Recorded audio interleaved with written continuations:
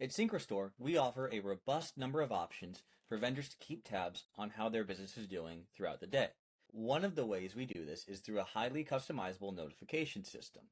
To access your notification settings, simply navigate to the user icon at the top of the screen, select it, and hit Profile. From there, you can scroll down, and you'll see we offer browser push notifications, email notifications, as well as real-time web notifications. Push notifications are notifications for Android users as well as desktop or browser users.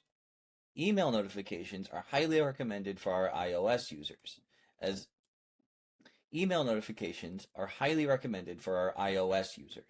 we currently don't offer push notifications for our application on iOS devices. Real-time web notifications display in our browser or app at all times. As an example, we can test the in-app notification. Our notifications will appear up here in the top right hand of the screen. To see missed notifications, click the bell icon at the top of your screen. Here you can see all of your recent notifications. To customize notifications, simply check or uncheck each individual alert type. We offer alerts for sales, large transactions, controlled by this large transaction threshold, settlements, low inventory alerts, system level alerts, and rent payments. Once you have your desired configuration of alerts, simply click Save Notification Settings.